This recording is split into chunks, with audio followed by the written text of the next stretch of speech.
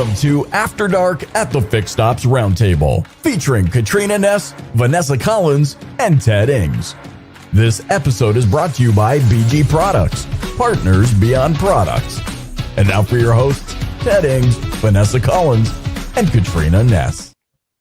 Good evening, everyone. Happy Monday, and welcome back to the Fix Stops Roundtable's After Dark show. I'm Vanessa Collins, joined by Katrina Ness and, of course, Ted Ings, as well as two very friendly faces of the Roundtable. We have David Roemer and Don Andres. Welcome. Hi. Hello, hello. Nice to be among celebrities, the two ladies coming back from NADA. Oh, so sweet. No, yeah, NADA was amazing. We did... How many interviews did we end up doing, Ted? I counted 25 or 26. Wow. Right. Don, I was there, and they were all over the place. They were all over the floor. They were out in the lobby doing it. I mean, they were, every time I walked down an aisleway, it seems like I saw them talking to somebody. So they worked hard when they were there. They're celebrities. They're Yes. celebrities.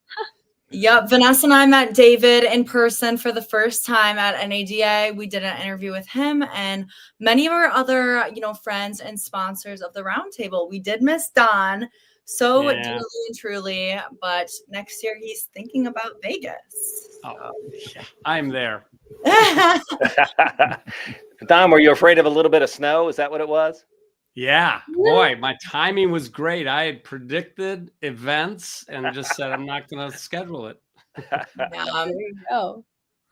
Tony Owens, good evening in the chat. Alexander Maison is in the chat. Good evening, Alex. Robert Miggs, good evening. We saw you at NADA as well. And so, Katrina, this was your third, I think you said, NADA. Is that right? Yes, this was my third NADA and Vanessa's second. We've gone for the past couple of years with Northwood, which is always a great experience to be able to get out in the industry and see everyone in one place at these amazing conventions. I'm so young and early in our career, so it's always a great experience. And of course, we love to see all of you guys and all of our friends as well. Would you say compared to past years, there were less people on the floor in terms of foot traffic? I would say so, but truthfully, I don't think I would have noticed. I just only know because everyone says it, but I think truthfully, I wouldn't have picked up on it either way, just because Vanessa and I are so new to it and also just running around and thinking of other things in the moment. But there was definitely lighter traffic than usual. So. And David, you mentioned these ladies were very busy during that convention, weren't they? Oh yeah, they were constantly working. Every time I saw them, they were talking to somebody, and they had cameras in front of them. And Ted, I got to tell you, when they interviewed me, I haven't been doing this very long, right? So I'm new at all this, and they made me feel real comfortable. They basically said, "This is what's going to happen. This is the way it's going to go down. You do this. You stand here. You look there." And it's like, okay. And they are two professionals, and they might be young in their career, like Katrina just said, but it didn't look like it to me. They look like seasoned professionals. So you could be really proud of them. They did a great job. Oh, thank you, David. Yeah, we did David's interview as one of our last ones of, I think it was Friday. So Vanessa and I were very we already ate too. So, that after you eat kind of feeling and tiredness that hits you. Yeah. I was very much out of it, but Vanessa did an amazing job and helped out and carried, and it turned out great. It's so nice that we can cut them and fix them up to where we all look good and everything sounds good. So we appreciate our camera crew and film crew. But Michael Weldon is in the chat. Good evening on the West Coast. Tully Williams on the West Coast. We're coming to see you very soon on March 12th. So, David, can you believe when we first met Vanessa Collins and we interviewed her, it was like a Zoom type interview, right? We'd been at the college or the university the week before. Cole Briggs, who was the general chair of the auto show that year, the position that Katrina now has, Cole said, one thing about Vanessa, she likes to be behind the scenes. She doesn't want to be out in front of the camera all that much. So he said, you're going to have to work with her and find something behind the camera. And I said, no, I think she'd be good in front of the camera. So here we are. Wow. No, I wouldn't have guessed that in a million years. Vanessa, you stay in front of the camera. That's where you belong. Thank you. Yeah, I definitely was hesitant at first, and I had to think about it. But I was like, why would I stay in my comfort zone forever? I'll never grow. So I decided to get out of my comfort zone and do this with Katrina. It's definitely I think Katrina can agree, the best decision that we've ever made. And it's brought so many opportunities and growth and friends like you guys. So yeah, it's been Well, amazing. and the energy you two have working together. I mean, how long have you been doing it? It just seems so natural the way you all did it. Oh, about like a year and a half, I'd say. Okay. Well, yeah, that shows for sure. Oh, thank you. Ted, did you say Vanessa's the chair of the show this year? Katrina is the chair, general Katrina chair of the is. show. Yes. He is. Oh, wow. Congratulations. I'm sure that's a big responsibility. Thank you. Yes, it is. And it's been a lot of fun. We already started planning, even though I think we're like 6 months out now. But right after the show ends, we're rocking and rolling for the next one. So I've been working hard with my team, and it's been a good year so far. Wow, good for you. What great experience. Wow. It's such a spectacular event too. I mean, it's so over the top. And I know each year you guys tried to outdo the previous year. And that'll be challenging because last year was spectacular. Yes, it was amazing last year. Vanessa and I were both on the board for the previous year. So we worked very closely in the past. And every year we do try and, make it better and better. And that's how we excel and grow. And I think everyone is on the same page with that. So it's exciting because we're all rooting for each other. Oh, that's great. Don, and by the way, I think Sean means Don in that comment there. But Don, to show you how much clout the auto show at Northwood has, we typically do an event in September for the Fixed Ops Roundtable. We had Summer Palooza, if you recall, last year in the third week of September. And this year they moved it from October, their auto show, into September. So we moved the Fixed Ops Roundtable to accommodate, to make sure that we could be there and to support Katrina and Vanessa and Northwood in the whole event. So, wow. Yes. The amount of fire power that shows up at that event, the summit was amazing. And the amount of firepower of leaders in the industry that showed up was spectacular. Thank you, Don. Thank you. And it's always great having you on campus and seeing you face to face as well. So thank you for being a supporter and a cheerleader for Northwood. Yeah, last year, just in front of the Northwood Auto Show, for the day or so before that, there was the first International CAM Summit, and you could see us on stage here, and we interviewed a number of dealers. Sarah helped co-moderate that with myself. You see Brian Benstock there. Mr. Huge. On stage, yes. And Brian was very popular for that event, as you recall, Don. And this was really an amazing event. And that kicked off the auto show last year. So, Katrina, I can't imagine what you have in store for us this year, but I know it's going to be amazing. Thank you, Ted. Yeah, expect expansion, but it'll be a good show. And I hope to see all. Mike Kavanaugh, I saw. Yeah, I saw Mike Kavanaugh. I saw Bob Corn. Oh, my goodness. Yeah, a lot of good people. There were a lot of private jets there that weekend, including Don's. There you go. All right. So tonight, everybody, this is really all about David Roemer and Collision Vehicle Exchange. We're going to learn a little bit about that tonight. Don Andres, you were in a segment that recently helped support some of the things that Collision Vehicle Exchange does. I know the ladies have some questions. You had some questions at NADA, but I think you've taken it a step further with some of the research you've got, and we're going to find out a little bit more about what David does. And ladies, I'll let you have at it if you don't mind. Definitely. So, David, just to give a brief opening and elevator pitch for those who haven't seen your released segment yet from NADA, give us a little spiel about what Collision Vehicle Exchange is. Well, what we do is help dealerships compete in the collision repair space, because they're basically being taken out by the consolidators. Dealers have lost over 10% of their collision repair centers since 2018. And that is going to continue to accelerate because there's some reasons for it.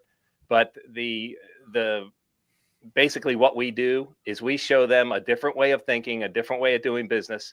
It won't break the bank. It's not hard to do, but it is different. The days of sitting there and waiting for the insurance companies to refer you work, or the days of saying, well, we're the dealer, so customers will show up.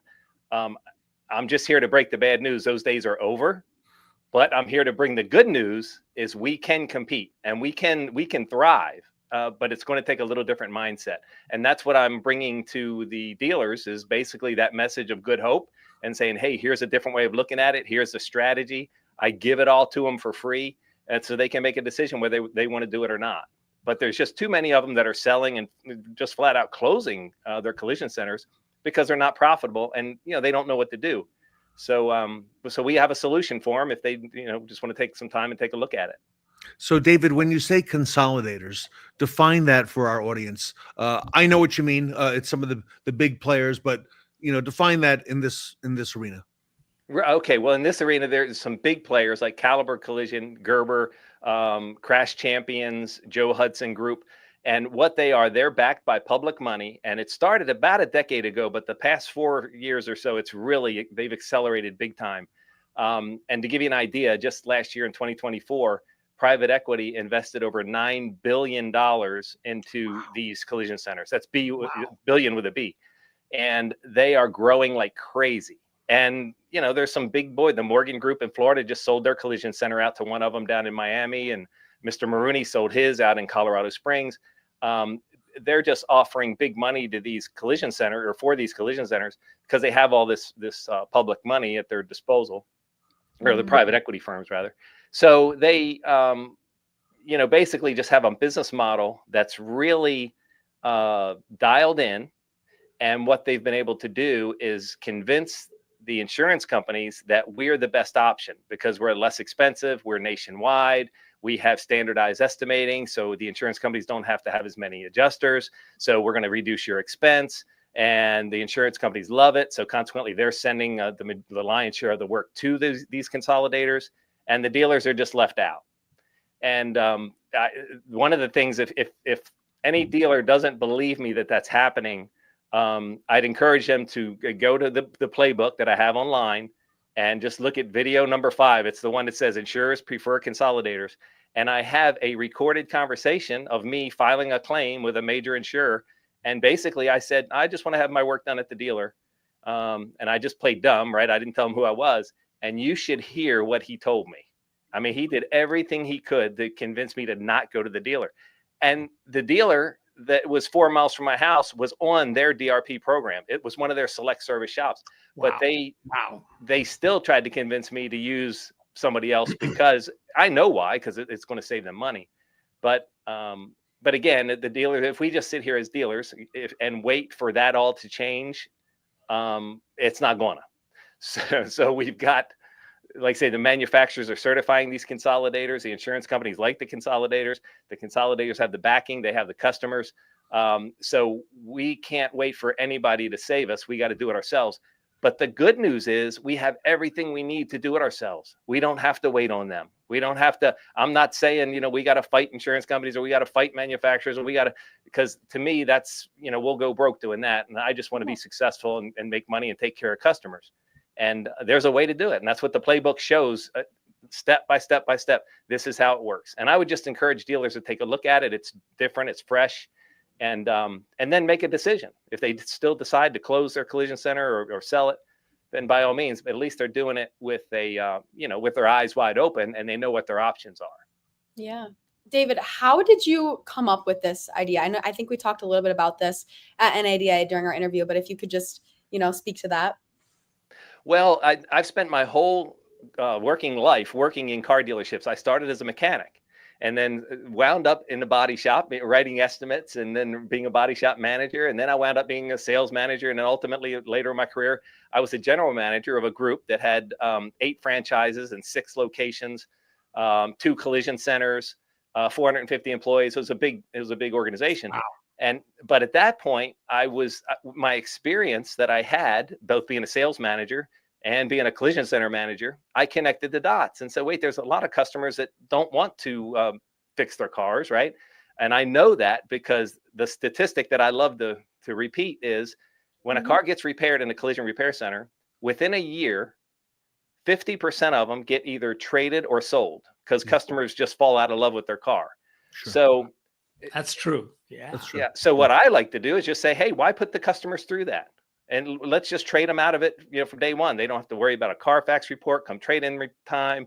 They don't have to worry about parts delays and a car being in the shop for a long time.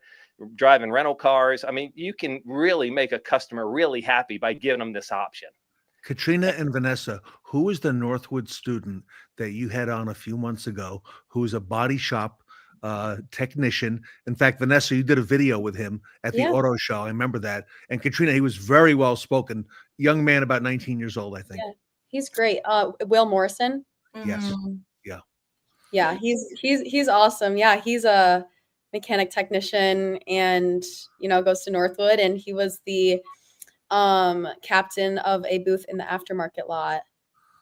I'm forgetting which specific booth, but he was doing demos with the products, and yeah, he's so well spoken. We should have him back on sometime. We He's should great. have him on with David because they're in Yeah. they're in the same Don Mhm. Andres. I don't know if you remember, but they're really in the same line of work. And this is a young man who is becoming a technician on the body shop side. So And boy, there's a huge opportunity for that young man because of the amount of Yes. retirees that are just leaving that business.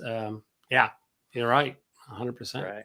Yeah, I was definitely. very- We can get them I was very connected. impressed. I was very Yeah. impressed with him. So, David, something to look forward to. This young man is a student at Northwood, and not just any student. I don't think there is such thing as any student at Northwood, but he's really spectacular. So, Oh, I'd love to meet him. That'd be great. Yeah. Yeah. Good He's thinking. an awesome kid. So David, you talked a little bit about, why dealers are getting out of the collision business. Right. But besides them, like not, their body shops not being profitable, what's another reason why dealerships are just seeming to get rid of their body shop as a whole? Well, I think it's kind of always been in our industry, like the kind of unknown back there. Most dealers came up through the variable side of the business, don't really understand the ins and outs of the collision center. It was kind of like, well, I've got one and customers come here and then, it makes me a little gross profit and what have you. And we have it because it generated a little bit of money. But now the industry's changed so much and it's gotten so tough. They don't have the luxury of, like I have for the past few years, sitting back, studying this industry and knowing who the competitors are, what they're doing, what's their game plan. I know how they're marketing to the dealership's customers and getting them away from their customers. I know, where they're getting the financing to do all this expansion and how they're developing the relationships with the insurance companies. I kind of have a good grasp of it, but dealers don't have that. And nor should we expect them to. This is, they've got way bigger fish to fry. But my message is, hey, I've tried to boil it down into this playbook that the videos are very short. Some of them are like 2 minutes long, and you just go through it. It walks through them step by step, kind of talks about the problem, and then it talks about the solution, and it's right there. And then I have an app. How I make money is obviously if they use my app to make it easy, they can do that. But they don't have to use the app. They literally can do it themselves without investing any money. It's just going to take their managers some time to learn it and decide to do it and champion it. But they literally could execute this collision vehicle exchange, the process or the strategy for zero investment. And they're welcome to go and look at the playbook and use it. I want them to. I just want them to succeed. And if I can help them, great. And if they can do it without me, that's okay too. I just want them to succeed. For sure. Well, don't sell yourself too short, David, because I think one of the powerful parts of your tool is, in fact, the fact that there is a great opportunity for lead generation for clients that, in fact, have gone over to the competition and things of that nature.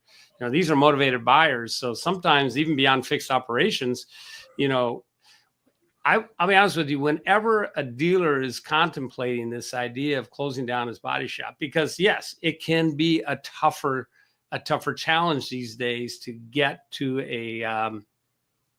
to keep the motivated staff, to keep the technicians. The insurance companies really have figured out how to own this game right now. And so on the surface, there's a little bit of work that's involved, but the rewards are fixed coverage. It's a much harder challenge to get to a high fixed coverage on a financial statement when you're only got your body or your parts department and service department. When you can add a body shop and you're getting markup on those body shop parts at a much higher level than if you were to, say, build a relationship with one of these consolidators. They said, hey, we'll buy our parts from you guys. Okay, but that's still a very minimal markup that they will ultimately pay for that. So you end up with a small gross that gets sent out to these consolidators. They have typically a large return that goes into their model. And so now you're restocking and everything that goes into that. It's not as sugar-coated and as nice as they make it to be, to take this, challenging thing like a body shop off of your plate. So now you don't have the fixed coverage you had at one time that you could take advantage of during sometimes lean variable times, right? We've gone through some of that. And so I think there should be a pause. The other thing is, I think that's really important with your product is, you lose control of your customer. So, yep, you have the totals, but those hard hits where, customers don't always realize they may be out of that car 6 weeks, 8 weeks. They really start to fall out of love with their vehicle and get frustrated with the fact that they're in their rental car as long as they are. Whereas early in the process, because of your system, and you kind of close the loop with everybody in the dealership, as a GM, I would have loved to have had your product when I was in my store, is just this idea of early in the process offering to take the customer out of that agony and let's put you into something else. Meanwhile, we have the car, we've got the money coming from the insurance company, we can fix the car, put it back on the used car lot. We can wholesale. We can do whatever we want with it. But we get both success stories now in that deal. So I think the product is super powerful. David, and we talked offline earlier today about Sean Kingery. I said I thought he had 3, maybe 2 collision centers. There we are. He's got 4 collision centers. Wow. So Don, you're going to pay him a visit, I know, in a couple of days. Yeah, so, it'll be fun. Yeah, very good. Plus, David, I would imagine that with a lot of the things like ADAS calibration now, with a lot of the requirements with the, new technology that's in cars in the last 6 to 10 years, there's a lot more requirements now on the collision side and making sure that the vehicle is calibrated right, and probably a lot more requirements, in terms of environmental things, right, with the paint booths and things like that. Oh, for sure. So, and that's kind of another thing I think that's leading to the mass exit by the dealer, is that it's time to make some decisions. Are we going to invest some capital in it, or are we going to bail on it, right, kind of thing. So, and again, if you're just looking at it based on not having the information that I provide, the consolidators have the lion's share and the work's going away, I can't find technicians, oh, well, I'm going to throw in the towel. It kind of sounds like an easy decision. But like Don said, I mean, you lose that gross, and you lose the parts markup, you lose the proportion of the G&A accounting expense that the body shop is absorbing. Yeah. And think about all the used cars, the turn time, right? And recon is so important. Now you've lost that. You've got to have vendors to send those cars to, and you're at their mercy of how fast they can get the body work done on your used cars. So there's a lot of benefits to having a collision center. And I guess the message I want to say is, please look at the playbook and give it a chance. At least, have your managers look at it and ask the question, will it work or will it not? And if it won't, well, there's your answer. But it will. I believe it will. I know it will because I did it. And it gives the dealers another option. And now they have all those benefits that Don, articulated so well. They can still have those benefits moving forward. We have not lost this game totally. But it is going to have to take some different thinking, and it's going to have to take some bold, actions on our part. And we're here to support you and help you any way we can. Good question in the chat from Mike Moran on the revenue per square foot. It is challenging. Don, I could almost see David going around the country doing a workshop, all right, to talk about this with dealers and answer their questions, because it's, in different regions around the country, there'll be different levels of gauging their interest on this as well.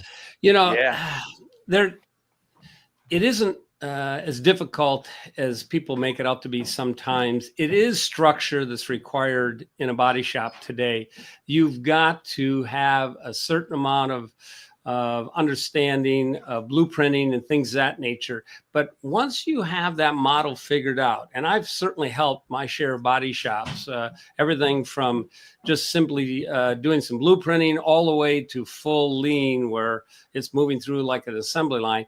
But it always comes down to that same thing. If you have some structure where that car doesn't come into the shop until the parts are all been mirror matched, they're all here, we're ready to go, the approvals are done, and this is not hard, they can be highly productive. And I love your point, David, you said about the used car reconditioning, because when you can keep it in-house and you're not paying an outside vendor, full boat, by the way, where you can actually make some gross off of the reconditioning side, and you're able to be in control of how fast that turns. My used cars, there were many of them that needed minor bumper repairs, things of that nature, and the techs loved that easy stuff that was slipped in among their hits. The painters, of course, ate it up. They could slip those bumper covers and things of that nature in among their heavy hits. Everybody was winning. Everybody was flagging time. And we got a turn on the used cars so much faster. So, yeah, I hope the dealers give pause. And then those that need help, they need to reach out, raise their hand, reach out. These are fixable entities. They really can be. Yeah. Absolutely. Can I just address Mike's question real Yes, quick? please, Because please. I think that's a good one. And I would love to look at his work mix and see what he's doing in his collision center. But here's what I'm seeing a lot of dealership collision repair centers struggle with. What's happening is you're probably doing a lot of hard hits and less desirable repairs, which means like side hits and things like that, again, I don't expect you to understand all this stuff, but your collision center manager does, I promise you. He wants to do the $5,000, $6,000, $7,000, $8,000 hits. He does not want to do the $18,000, $19,000, $20,000, $30,000 hits. You can make way more money and be way more profitable doing, 6 of the $6,000 hits than you can one $36,000 hit. I promise you. But here's the dilemma. Again, it's all part of the whole picture. What's happening is now you get these really hard hits, and some of the consolidators, some of the mom and pops go, well, you know what? Take that to the dealer. That's going to require some sophisticated equipment. So it goes to the dealer. Meanwhile, they're advertising to your customers those drivable cars, those $6,000 hits. They're sucking them away from you, right? With these crazy messages, we're factory certified. We got, we do just as good as the dealer and all this stuff. Mm-hmm. And that's why I say the number one thing I'd look at is your work mix. So how do you fix it? You take this message. Once your team knows how to trade customers out of their collision damaged cars, you use that advertising message to do to the consolidators what they're doing to you right now. And you go target those customers and say, you can trade. You don't have to get that car fixed. You can trade it in. Bring it over to us. Yes. Now you've got the customer. It might wind up turning into a repair job. It might wind up turning into a sale, but at least now you've got the customer. There's no other message that's going to be strong enough to get that customer back. So I love that part of your tool. Yeah. So it all comes together. It's a complete package to help the dealers compete in the business environment that they find themselves in. And again, I'm not here to teach them how to do all this stuff. I'm here to say, go to the playbook. It's collisionvehicleexchange.com and watch the videos. If you have any questions, call me, email me, hit me up on LinkedIn. I mean, I'm whether you use our product or not, I'll do my best to steer you in the right direction to help you make money. I mean, because I wouldn't expect you to keep it if you're not going to make money, but I think you can.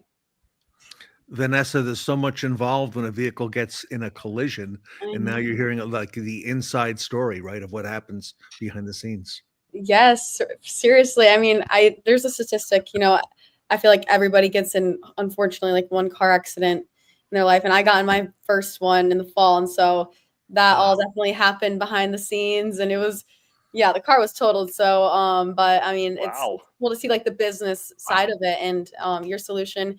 It's incredible. And I'm excited to see all that happens in 2025.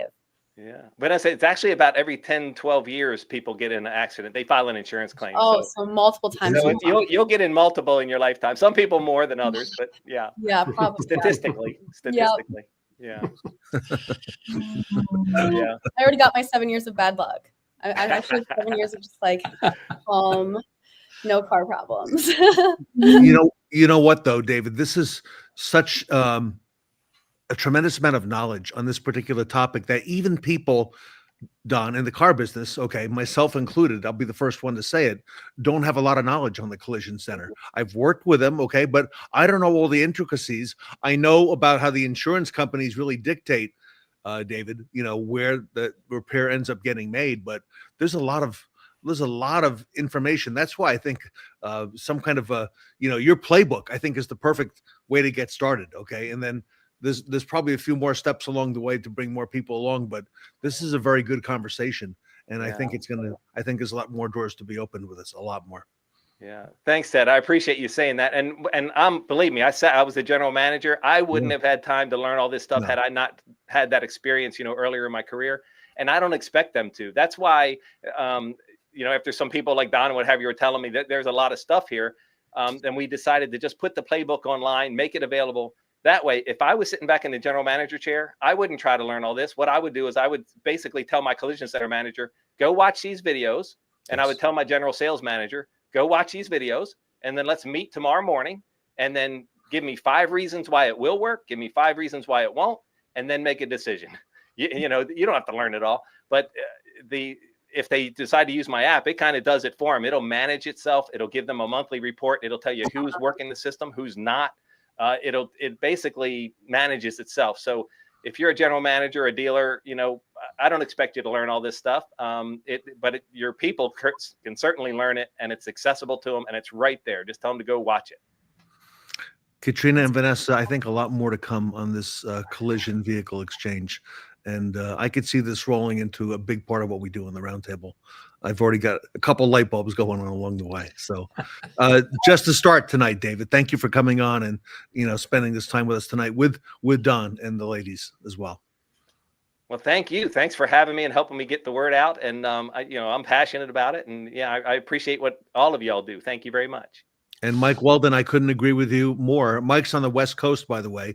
He's in Northern California, and he oversaw, until recently, a very big dealer group on fixed operations.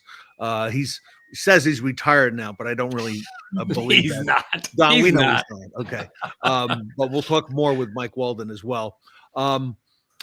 Everybody, Wednesday night, we have a great show coming up here on After Dark at the Fixed Ops Roundtable. Owen Moon will be with us, and he'll be telling us about his new venture, and I'm excited to hear about that. And I know the ladies interviewed him. We haven't played that interview yet, but we'll have Owen here live on Wednesday night. Sharp guy.